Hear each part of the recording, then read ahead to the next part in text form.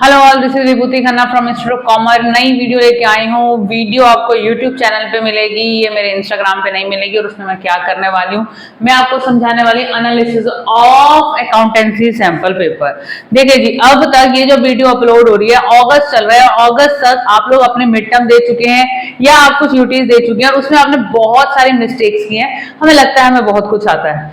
Smart बनने का time आ गया है। हार्ड वर्कर तो आप हैं, प्रैक्टिस तो आप कर रहे हैं, आपको लग रहा है बहुत मेहनत कर रहे हैं, लेकिन फिर भी कहीं ना कहीं बहुत सारी कमियां हैं। उन कमियों को अब सितंबर, अक्टूबर, नवंबर में दूर करना है कि नवंबर में आ रहे प्री बोर्ड। तो क्या स्ट्रेटेजी फॉलो करनी है, बिल्कुल स्मार्टली वाला पैकेज लेके आई हूँ कि कैसे स्मार्टली करना है। अब सब्सिक्वेंट वीडियोस ऐसी ही आने वाली हैं, उस पर वर्क कीजिए, मेरे यूट्यूब चैनल पे जाइए और आपको बहुत हेल्प होगी। हार्डली 10-15 मिनट की वीडियो है, सुनना बनता है। ना काम आए तो बताना, काम बहुत आएगी। अभी पीछे होमवर्क आपको दिख रहा है, वीडियो अपलोड होने वाली है। All the best.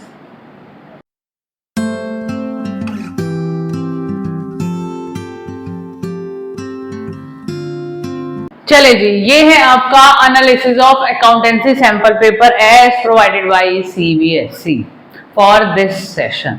आपको करना क्या है, आपको इस फॉर्मेट को समझना है और इस फॉर्मेट के बेस पे अपना प्री बोर्ड देना है। देखिए जी, प्री बोर्ड आपके 1 या 2 होंगे, उससे काम नहीं चलता है।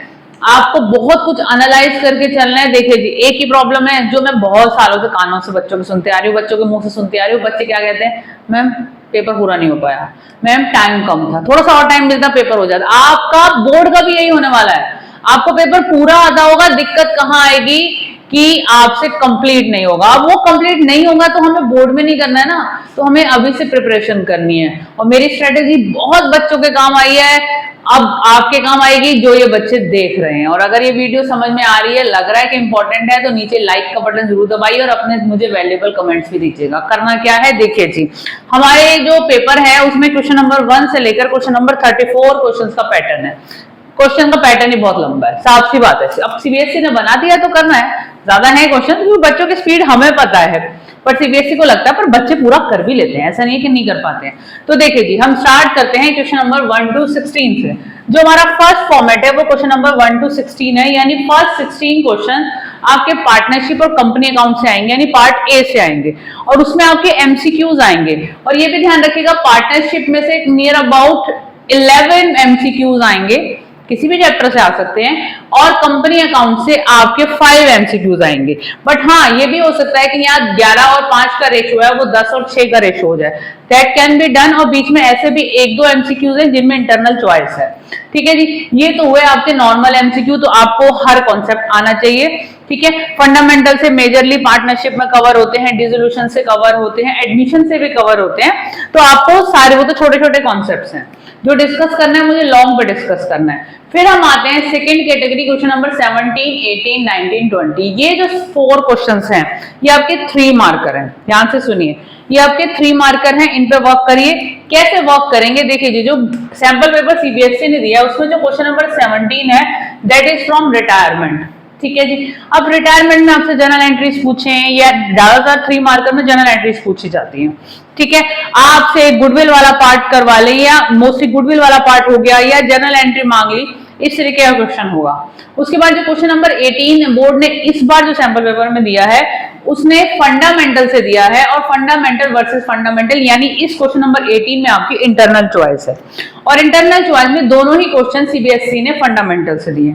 लेकिन एक बात ध्यान रखिएगा, सीबीएसई का कोई सैंपल पेपर देता है, सीबीएसई ये कहता है कि हम पार्टनरशिप 36 मार्क्स की देंगे, कंपनी हम 24 मार्क्स के देंगे। उसमें हम कोई भी चीज इंटरचेंज कर सकते हैं। जैसे यहाँ पर दोनों ही question by chance sample paper में फंडामेंटल के, ऐसा भी हो सकता है एक फंडामेंटल का हो एक एडमिशन का हो, ऐसा भी हो सकता है एक फंडामेंटल का हो एक डिसोल्यूशन का हो, तो वो इंटरचेंज कर सकते हैं, क्योंकि सीबीएसई पर्टिकुलर पार्टनरशिप के चैप्टर का वेटेज नहीं बताता, पूरी पार्टनरशिप का बताता है। ठीक है जी, ये जो मैंने एनालिसिस तैयार किया है, ये जो सीबीएसई ने इस साल सैंपल पेपर प्रोवाइड किया उसके बेस पे किया है। जो आपको क्वेश्चन नंबर 19 है, 19 दिया है डिबेंचर वर्सेस शेयर्स। ये भी इंटरनल चॉइस वाला क्वेश्चन है, एक क्वेश्चन आपको अटेम्प्ट करना है। तो आपका ये हो गया क्वेश्चन नंबर 20, यहां पर मेरा रह गया। क्वेश्चन नंबर 20 पे वर्क करते हैं।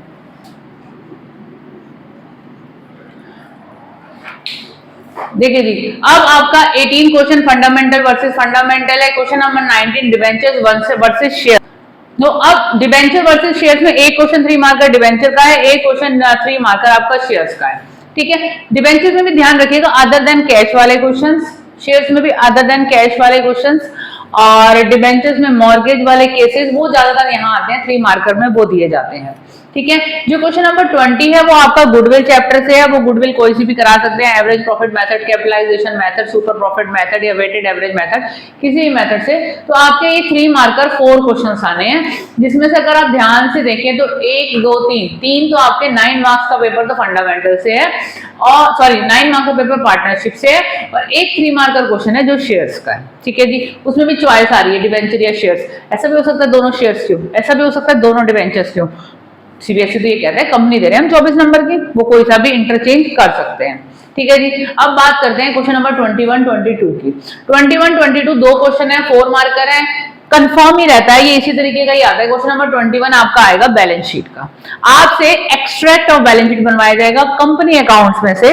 उसमें आपको कंपनी अकाउंट्स की जो बैलेंस शीट है उसका एक्सट्रैक्ट बनाना है along with notes to accounts. तो ध्यान रखिएगा, पॉइंट भी बता रही हूँ कौन से पॉइंट सीबीएसई जरूर कवर करेगा जब आप क्वेश्चंस करेंगे।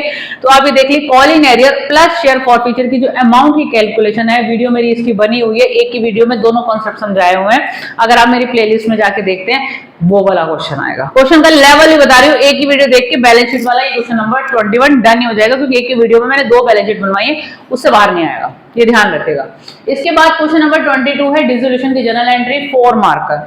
अब डिसोल्यूशन से जनरल एंट्री बनवाएं या तुमसे रियलाइजेशन बनवाएं, ये सीबीएसई के ऊपर डिपेंडेंट है। वो अकाउंट भी बनवा सकते हैं, वो जर्नल भी करवा सकते हैं। जर्नल कराएंगे तो 4 मार्कर में 8 जर्नल देंगे आपको, हाफ ऑफ मार्क की 1 जर्नल होगी, ये बात ध्यान रखिएगा, ज्यादातर यही पैटर्न रहता है। तो काम बहुत कराता है सीबीएसई, लेंथी बहुत होता है, पेपर प्रैक्टिस किए बगैर नहीं आता है। और ये बता रही हूँ, आगे मैं वीडियो बताऊंगी कि आपको प्रैक्टिस कैसे करनी है, स्पीड अप कैसे करना है, उसके भी ट्रिक्स हैं, शॉर्ट ट्रिक्स है, जिसको फॉलो करोगे जरूर सक्सेस मिलेगी। मेरे बहुत बच्चों को मिली है और बाकी को क्यों नहीं मिलेगी।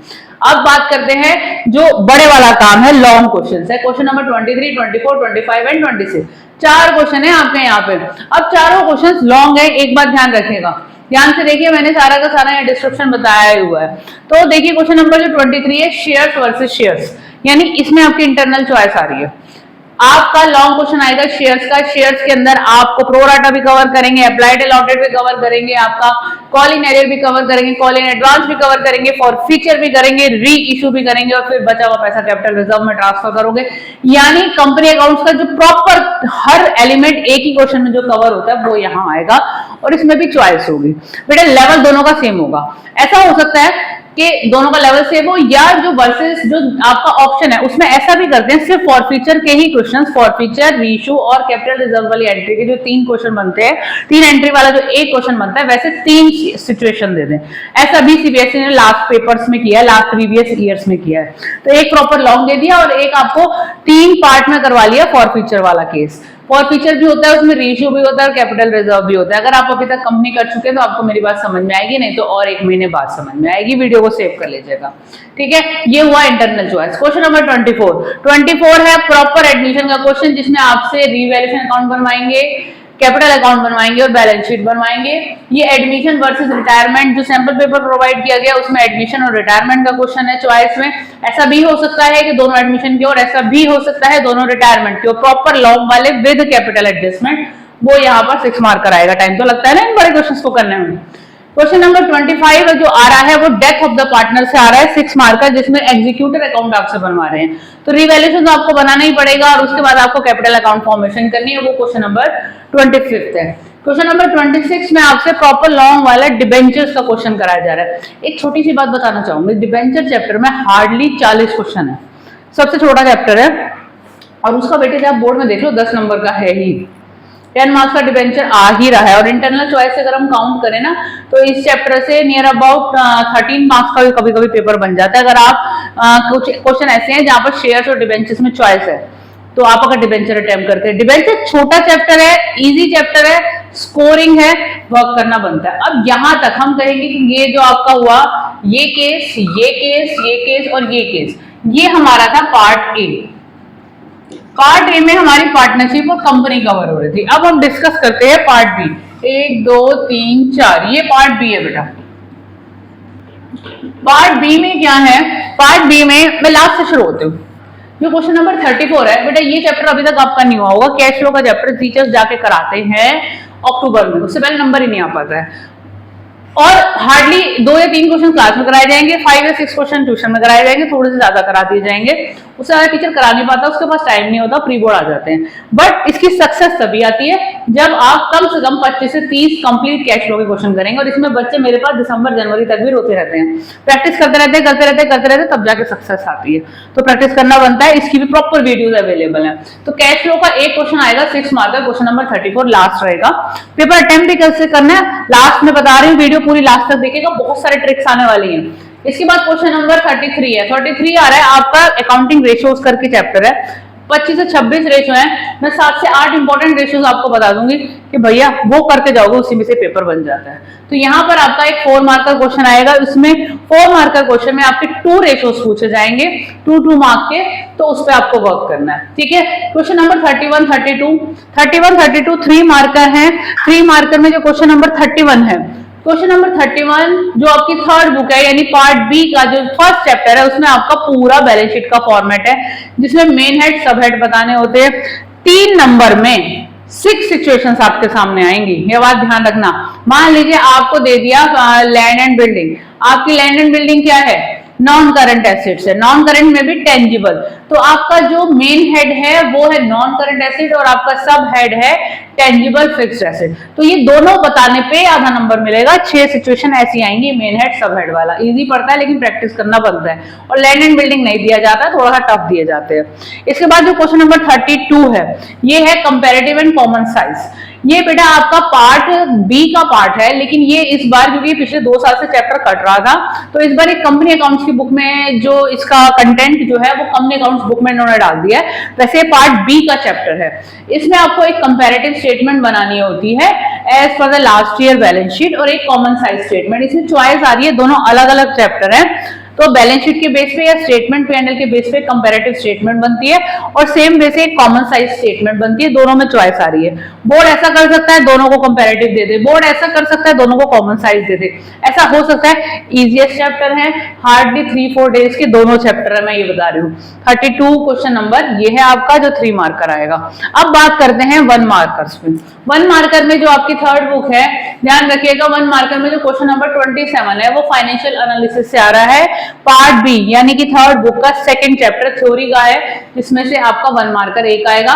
उसमें भी एक इंटरनल चॉइस आ रही है और इंटरनल चॉइस में आपका रेशियो का क्वेश्चन आ रहा है। ठीक है, उसके बाद जो क्वेश्चन नंबर 28 है वो भी रेशियो का है। अब ध्यान से देखिए, जो एक अकेलौता रेशियो चैप्टर है 6 नंबर का पेपर बोर्ड में वो स्टैंड कर रहा है। ठीक है जी। अच्छा, क्वेश्चन नंबर 29 1 मार्कर है, उसमें भी कैश फ्लो का क्वेश्चन है, cash flow versus cash flow, यानी इंटरनल चॉइस और दोनों ही क्वेश्चन कैश फ्लो के हैं।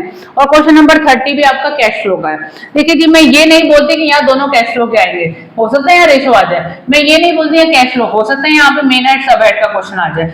आना पूरा फाइनेंशियल स्टेटमेंट से है, थर्ड बुक से है, लेकिन ये जो एनालिसिस मैंने यहाँ पे नोट किया है, प्रोबेबिलिटी 99% इसकी रहेगी क्योंकि सीबीएसई ने इसी फॉर्मेट में इसी तरीके से पेपर सेट किया है। मैंने वो फॉर्मेट बनाया है, क्वेश्चंस को उसी हिसाब से वेटेज दिया है जिस हिसाब से सीबीएसई ने सैंपल पेपर लॉन्च किया है।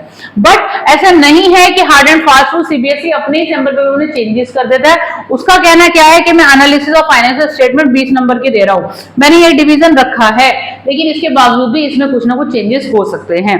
अब जैसे आपका यहाँ पे एक 1 मार्कर आ रहा है, रेशियो यहाँ पे 6, अगर इसका टोटल करोगे तो 21 मार्क्स आ रहे हैं, लेकिन 21 मार्क्स का पेपर नहीं है ना, ये 20 का है। यहाँ पर एक इंटरनल चॉइस है, तो रेशियो के आपके 5 क्वेश्चन हो गए और एक ये हो गया जो मैंने यहाँ बताया था। तो बेसिकली अगर आप यहाँ पे रेशियो अटेम्प्ट नहीं करते हैं तो आप 5 मार्क्स का रेशियो अटेम्प्ट करेंगे। तो ये आपका फॉर्मेट है, इसको आपको फॉलो करना है। अब दिक्कत कहाँ आती है बेटा, देखो पार्ट, बच्चे क्या कहते हैं पार्ट ए पहले करें पार्ट बी पहले करें। मेरा पर्सनल एक्सपीरियंस कहता है कि आप पहले पार्ट बी पे वर्क करो, 20 नंबर की है, और पार्ट बी आपका मैक्सिमम 35 मिनट्स में डन हो जाना चाहिए। ठीक है, आप पेपर स्टार्ट करते हो 10:30 पे, राइटिंग पार्ट 10:30 पे आप बोर्ड का पेपर स्टार्ट करोगे, 11:05 तक ये पार्ट बी हो जाना चाहिए, जो बहुत ही टीडियस है। आप सैंपल पेपर से प्रैक्टिस करके देख लीजिएगा, आप 1 घंटे में भी नहीं कर पाएंगे अभी। ठीक है जी, अभी तो खैर हुआ नहीं है आपका, तो आपका इसके लिए जो वेटेज है वो 35 मिनट्स है। मैं यहाँ पर पार्ट बी के लिए आपको कह रही हूँ आपके पास सिर्फ 2.5 घंटे है, क्योंकि आपका पेपर स्टार्ट होगा राइटिंग पार्ट 10:30 to 1:30। मैंने यहाँ 2.5 घंटे दिए हैं, 2.5 घंटे तो मैंने दे दिए आपको, 2.5 घंटे आपके पास है नहीं क्योंकि 5 मिनट मैंने वहां दे दिया, आपके पास 2 आवर्स 25 मिनट्स ही होंगे अगर आपने ये वाला पार्ट 35 मिनट्स में किया। तो अब आपको करना कैसे है, मैं ये बोलूंगी कि पहले आप पार्ट बी पे वर्क कीजिए, ठीक है जी। हर बच्चे का एनालिसिस डिफरेंट होता है, किसी की स्पीड अच्छी होती है, किसी की नहीं होती, कुछ थोड़े वीकर स्टूडेंट होते हैं, कुछ एवरेज होते हैं, कुछ बहुत अच्छे होते हैं, सबका लेवल डिफरेंट है।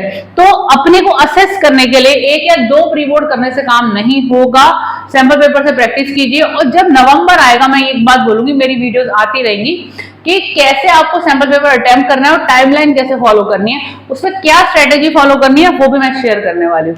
लेकिन अभी इस एनालिसिस पे वर्क करना स्टार्ट कीजिए, ऐसे पेपर आना है। ये एनालिसिस बहुत इंपॉर्टेंट है, ये चार्ट बहुत इंपॉर्टेंट है आपके लिए। इस चार्ट को बेशक मैं अभी अपने इंस्टा पे इसकी पिक भी शेयर करूंगी और अपने टेबल के सामने लगा लो, क्योंकि इस चार्ट को देख देख के ना बार बार ना गूज बम्स आएंगे, अरे भैया ये नहीं हुआ, ये नहीं हुआ, इस चैप्टर पे फोकस कर लेते हैं, इस चैप्टर पे फोकस कर लेते हैं। तो इसको करते हुए चलना है, ये ध्यान रखिए, काम जरूर आएगा।